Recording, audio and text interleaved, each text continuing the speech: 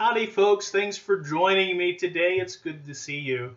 So, in our gospel reading this week, we hear the story about the 10 bridesmaids, and that 5 of them were foolish and 5 of them were wise, and the wise had plenty of oil for the lamps, and the foolish didn't.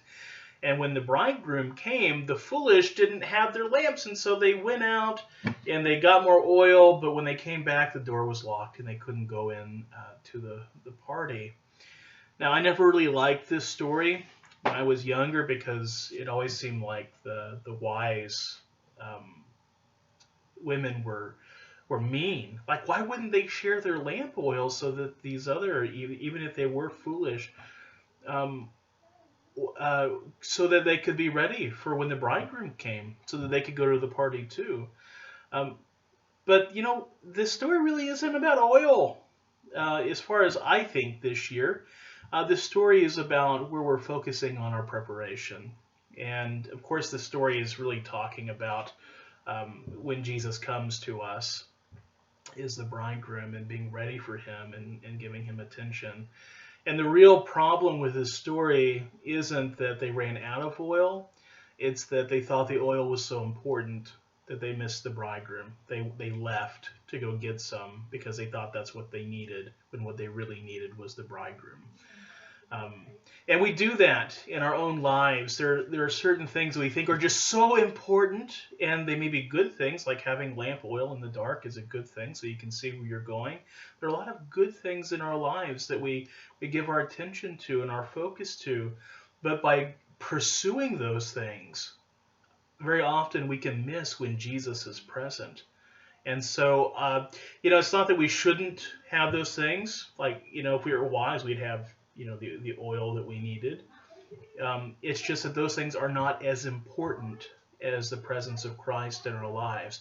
And so this week, what I want you guys to do is to think about all those things in your life that you give maybe too much focus on, maybe too much, maybe you make them primary in your life over Jesus. And I want you to think about those things and say, yes, these are good things to do, but it's not the most important thing to do. It's not the great. They're good things, but it's not the greatest thing for my life.